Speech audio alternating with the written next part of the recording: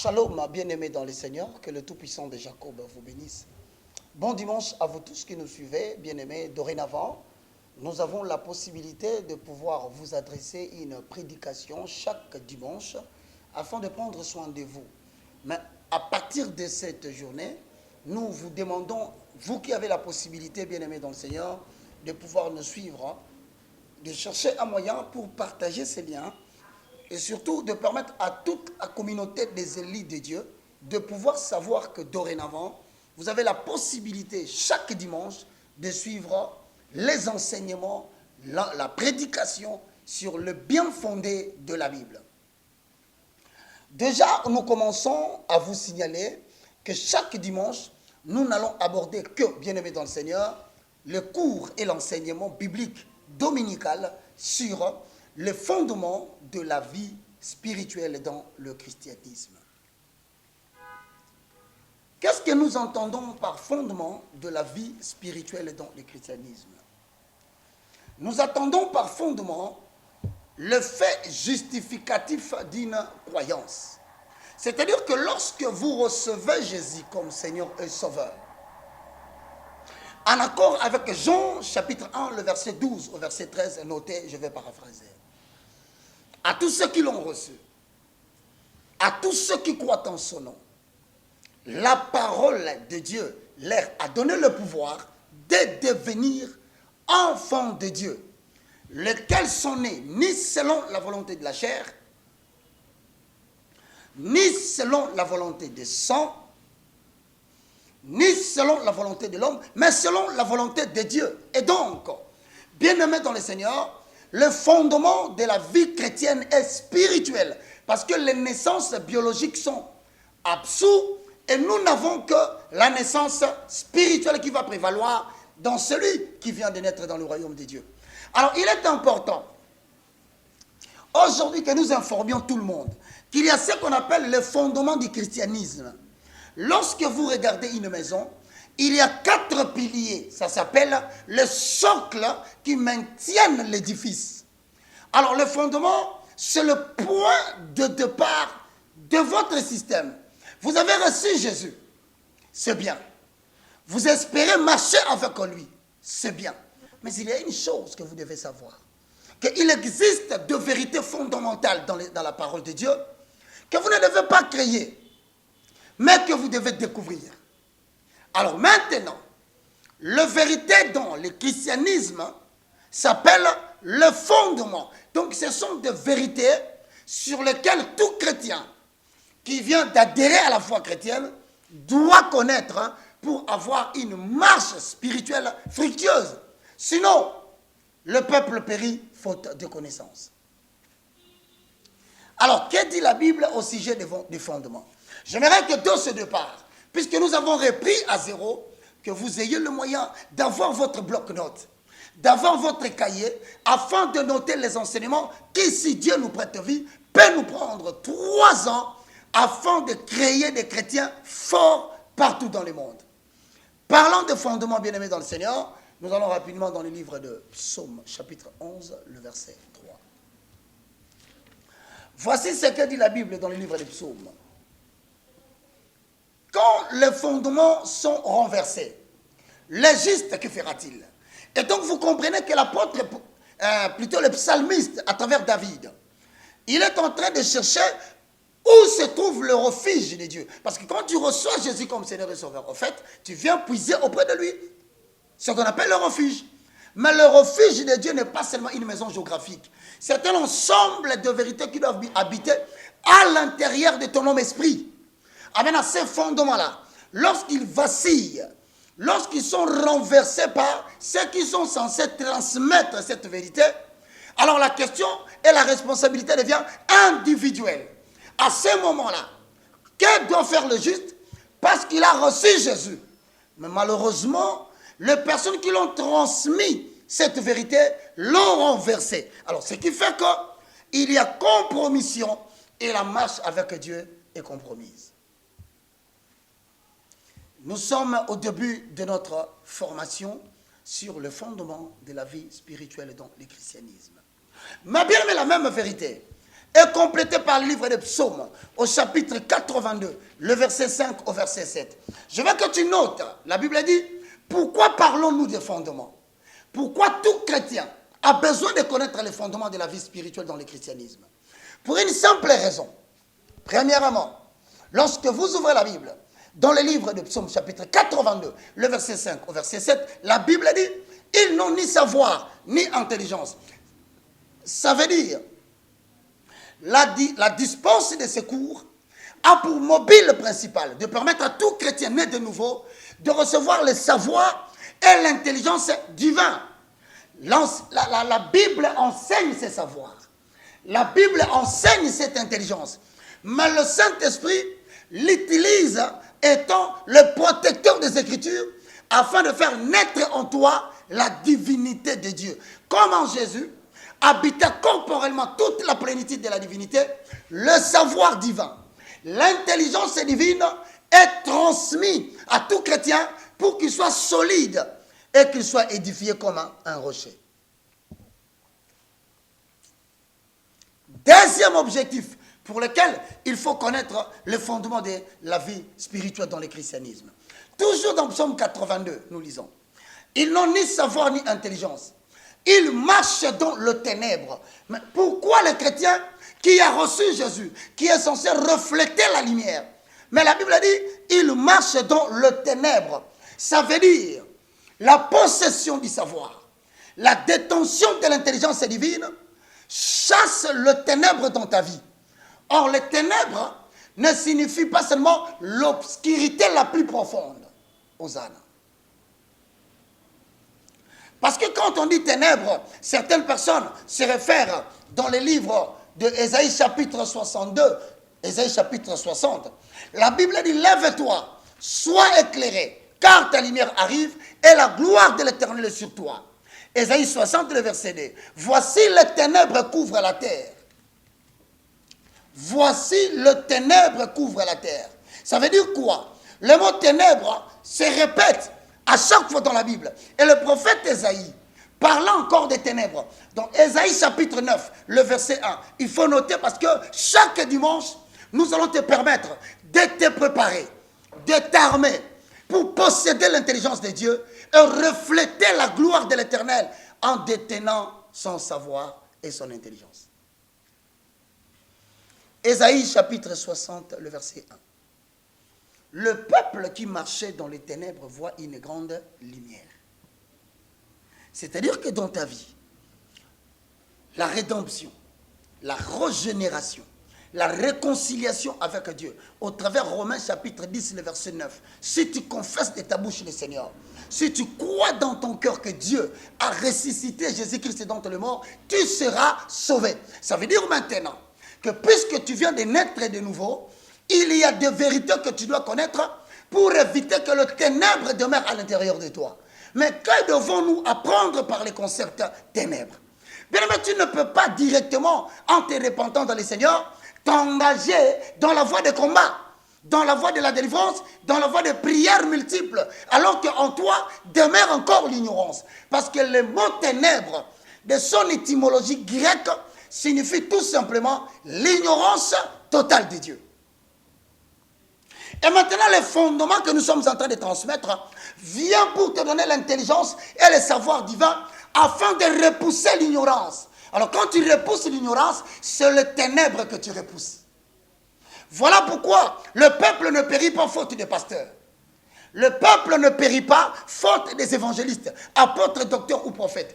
Osée chapitre 4, le verset 6, l'Éternel Dieu dit, mon peuple que j'ai acquis par le prix du sang sur la croix, s'il périt, s'il tâtonne, s'il ne réussit pas, c'est tout simplement parce qu'il lui manque la connaissance. Bien-aimés dans le Seigneur, je vous salue et je vous dis un bon dimanche. Merci de rester attentifs. Parce qu'avant que Dieu ne fasse quelque chose d'impactant dans votre vie, il doit au préalable vous transmettre son intelligence. Si nous rentrons, bien-aimés dans le Seigneur, dans Psaume chapitre 82, voilà ce que dit le psalmiste. Tous les fondements de la terre sont ébranlés. Mais j'avais dit, Mais vous êtes des dieux. Cependant, vous mourrez comme des hommes. Vous tombez comme des princes quelconques. Alors lève-toi, Éternel. Juge la terre, car toutes les nations t'appartiennent. Mon frère, ma soeur, Jésus a dit que tu es comme un Dieu. Alors qu'est-ce qui se fait que tu ne bénéficies pas de la loi d'exception? Qu'est-ce qui fait que tu tombes comme tout prince quelconque? Comme tout homme, tu souffres de maladie. Comme tout homme, tout ce qui arrive aux hommes communs des mortels, cela t'arrive. Au niveau de ton mariage, quelle humiliation. Au niveau de ta santé, quelle humiliation. Au niveau de reflet de la gloire de Dieu dans ton milieu professionnel, quelle humiliation. Alors, la question se pose. Tu es un prince, c'est-à-dire le premier-né de la création. Mais comment est-ce que tu tombes comme un prince quelconque? Fondement de la vie spirituelle dans le christianisme. Nous ne sommes qu'au début. Et donc, on signale tout le monde à partir de ce dimanche. Branchez-vous sur ces sites que on nous a envoyés. Cela nous permet de pouvoir suivre intégralement la connaissance de Dieu et parvenir à la connaissance de la vérité. Bien aimé, sans le fondement que nous sommes en train de vous dispenser, eh bien, vous allez marcher dans les ténèbres.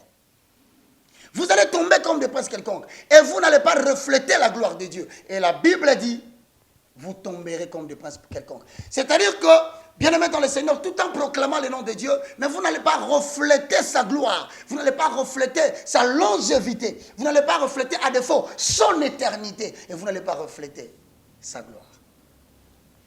Voilà pourquoi, lorsque, bien aimé dans le Seigneur, vous allez dans le livre d'Éphésiens. Je veux que vous alliez rapidement, afin que nous puissions lire avec vous. Lorsque vous lisez Éphésiens, au chapitre 2, le verset 19 au verset 22. C'est ici où nous mélangeons toutes les portions des Écritures, du Nouveau jusqu'à l'Ancien Testament. Nous cherchons à faire ressortir les vérités fondamentales de la Bible pour libérer les chrétiens de l'esclavage, de la captivité de l'ignorance, pour que, enfin, nous puissions nous préparer à la rencontre de l'époux. Je vais lire, bien-aimé dans le Seigneur. Éphésiens chapitre 2, le verset 19 au verset 22. Ainsi donc, vous n'êtes plus des étrangers, ni des gens du dehors, mais vous êtes concitoyens de saints, gens de la maison de l'Éternel. Et donc, la connaissance des fondements de la vie spirituelle dans le christianisme fait qu'au bien-aimé dans le Seigneur, tu deviens réellement un citoyen du dedans.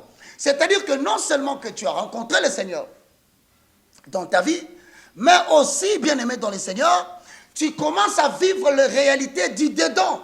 Alors, il ne faut pas être enfant de Dieu et vivre les réalités de ceux qui sont encore étrangers à la foi chrétienne. Combien pris, combien d'années, mais qu'ont-ils en réalité réalisé comme impact dans la foi chrétienne? Zéro. Et donc, il est temps pour Dieu de faire de toi un détenteur de son savoir. Voilà pourquoi nous lisons Éphésiens chapitre 2, le verset 20. Vous avez été édifiés sur le fondement des apôtres et des prophètes. Voici que le mot fondement arrive. Les prophètes n'ont fait que poser des fondements. Les apôtres n'ont fait que poser le fondement. Mais la pierre angulaire, c'est Jésus-Christ. C'est-à-dire, en Jésus sont cachés le mystère de tout le temps et de tous les siècles, mais révélé aux petits-enfants. Nous qui sommes parvenus à la fin de ces siècles. Cette révélation de la connaissance était pour nous, pour nos enfants, afin que nous sachions que Dieu n'habite plus dans des maisons construites de mains des hommes, mais qu'il habite maintenant dans la maison que l'homme ne peut pas construire, à savoir le vaisseau humain. En d'autres termes, ton corps est une habitation de Dieu. Le verset 21 pour ainsi finir.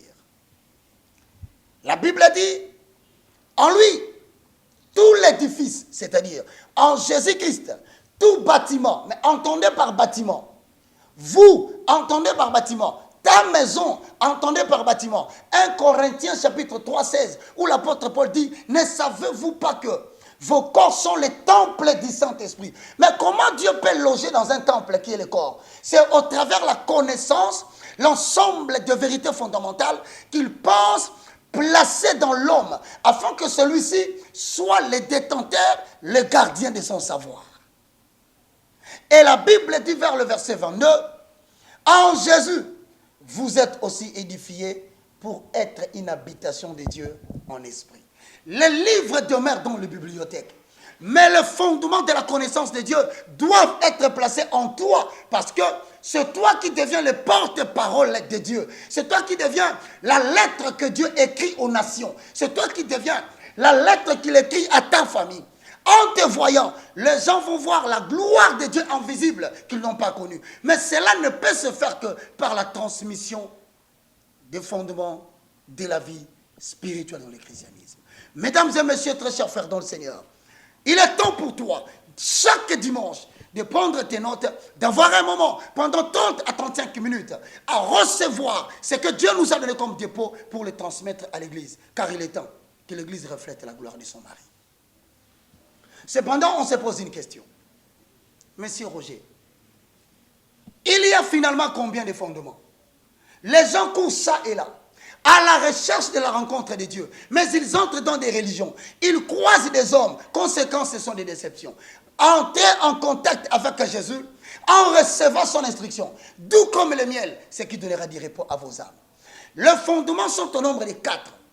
Premièrement, la découverte de ce que l'on est par rapport à Dieu. Et donc, cela comporte 12 chapitres que nous allons développer. La question par rapport à ces socles, c'est de savoir qui suis-je par rapport à Dieu. Référence de base, 1 Thessaloniciens chapitre 5, le verset 23. Deuxième fondement, la découverte de ce que l'on a, c'est-à-dire la grâce s'exerce au moyen d'un don.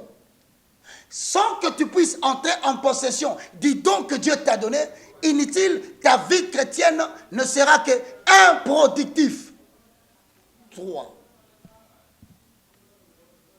La pensée élevée à la hauteur de Jésus-Christ.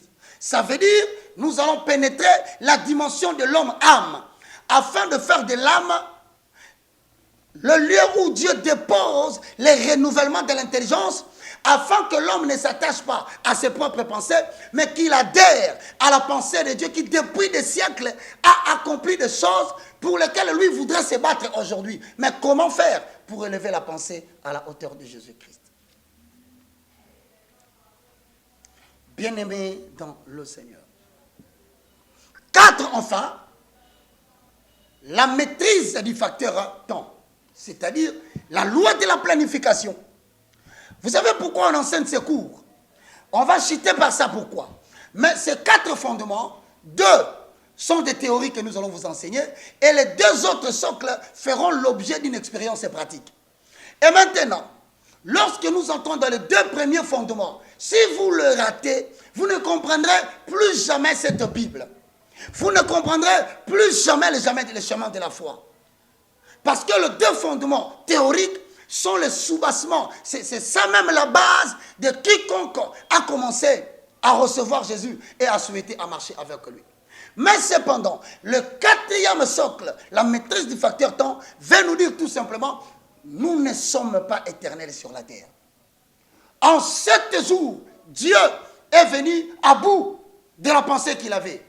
Il a créé tout en 7 jours. C'est-à-dire que vous avez besoin de comprendre que le temps est un enjeu important, un don précieux que Dieu a donné à l'Église. Mais très souvent, négligé des chrétiens qui croient que le temps n'est jamais perdu, le temps n'est jamais gagné.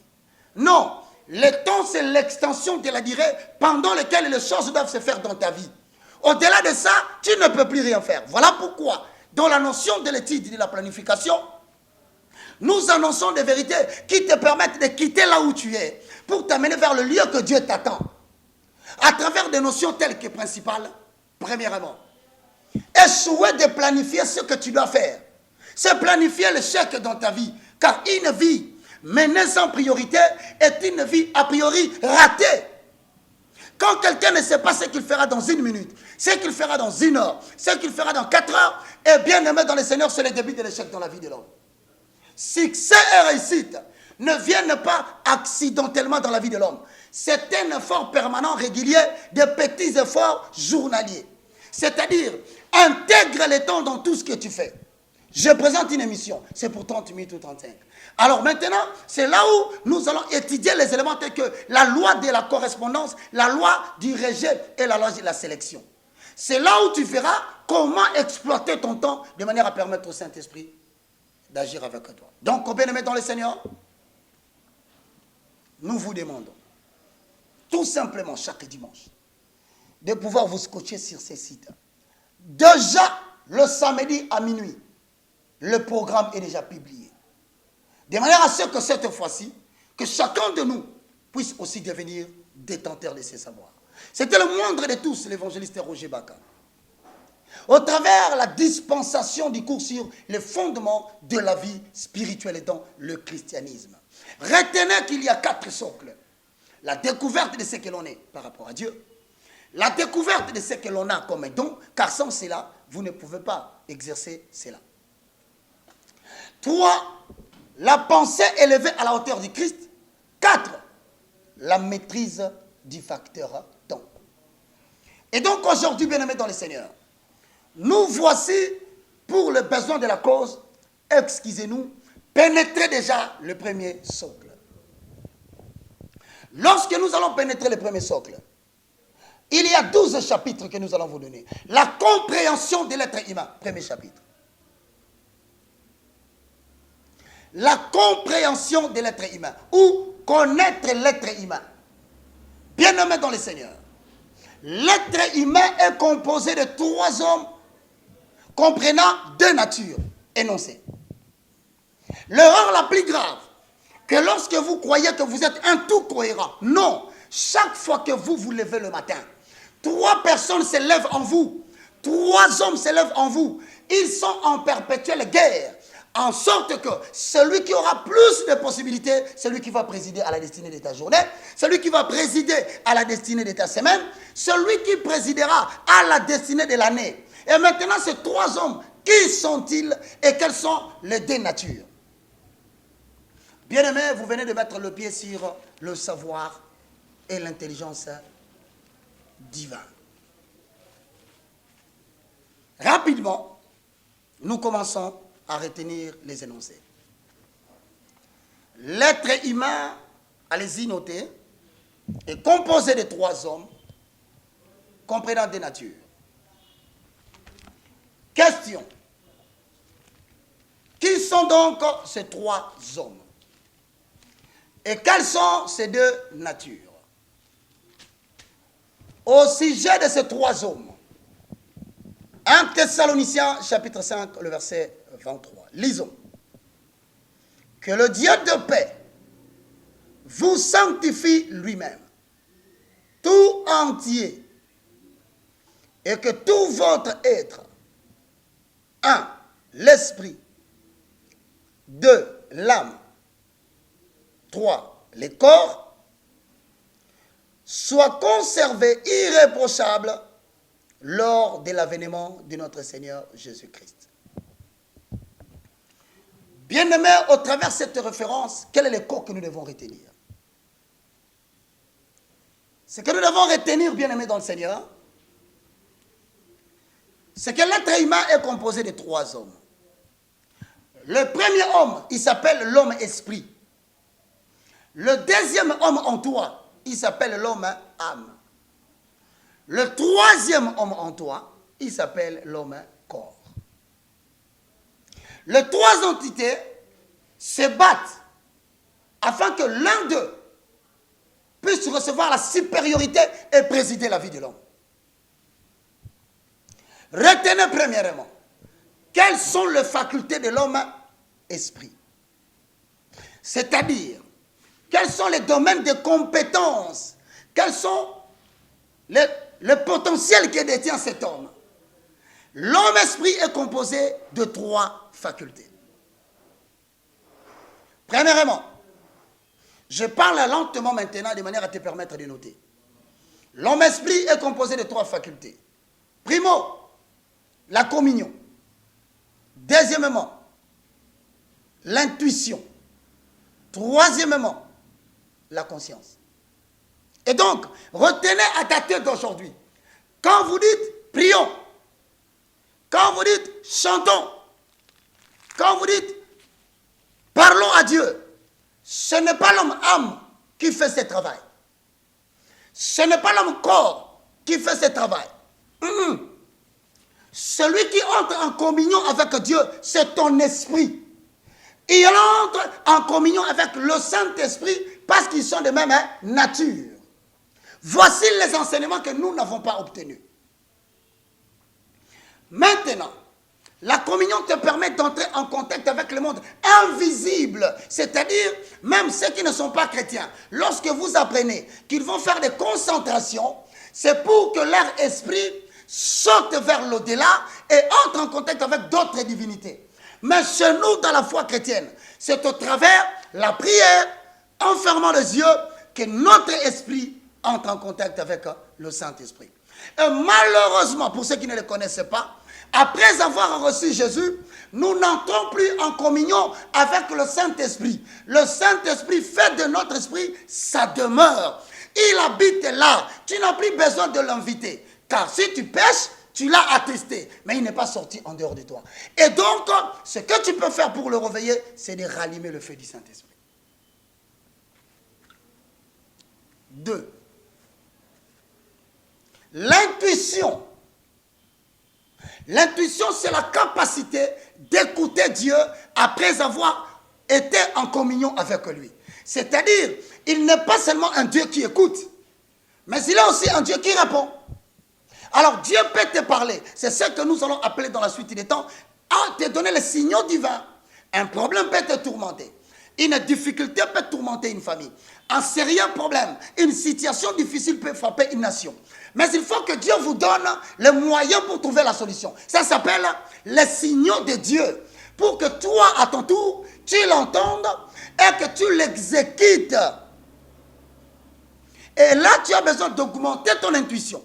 L'intuition, c'est la capacité d'écouter Dieu quand il t'adresse le message. Mais retenez cela. Le développement de l'intuition n'est pas automatique. Le développement de l'intuition se développe ou s'exécute ou se fait au fur et à mesure que la communion augmente. Plus tu augmentes dans la vie de prière, dans la prière en langue ou la prière en intelligence, plus aussi tu développes la capacité d'écouter Dieu, car dorénavant, ses pensées deviennent tes pensées. Mais lorsqu'il veut te parler, il peut te donner des signaux ou te référer à une écriture afin de trouver la solution par rapport au secret caché derrière cette écriture. 3. La conscience. Tout chrétien né de nouveau détient la voix de son esprit qui lui dit, malgré les acclamations, que l'acte que tu viens de poser est mauvais. C'est-à-dire que la conscience a reçu le mandat de la part de l'esprit de parler à l'intérieur de l'homme, en accord avec Jean, chapitre 7, le verset 38. Celui qui boira de mon eau, des fleuves d'eau pure couleront de son sein. L'eau pure, c'est la parole. C'est l'abondance du Saint-Esprit qui te reproche qu'un acte est mauvais, même si les gens t'acclament. De la même façon, il a reçu mandat d'approuver ce que tu fais, même si l'extérieur rejette ce que tu fais, en te disant, poursuis cette voie, l'Éternel est avec toi. Voici abordé premièrement les 3 facultés de l'homme, esprit. Et donc, ayant compris cela, retenez que l'âme détient aussi ses facultés. Quelles sont les compétences de l'âme? L'âme a la capacité, bien aimé dans le Seigneur, intellect, les sentiments et les émotions font partie des facultés de l'âme. Chose que nous allons développer dans les jours à venir. Troisièmement, vous avez l'homme corps. L'homme corps, lui, il comprend 5 sens. Vous le savez, d'ailleurs, on nous apprend ça à l'école. Nous avons la vue. L'homme corps a la capacité de voir ce qui est visible. L'homme corps a la capacité de sentir l'odeur qui est perceptible par le nez. L'homme corps a la capacité par lui d'écouter les choses qui sortent de la voix audible. L'homme corps a reçu la faculté de sentir lorsqu'on le touche. Enfin, l'homme corps a reçu la capacité de goûter avec la langue le goût d'une chose. Au-delà de ces 5 facultés, L'homme corps n'a pas la capacité de faire autre chose par rapport à Dieu. Retenez cet enseignement. Lorsque quelqu'un vous dit et que ferme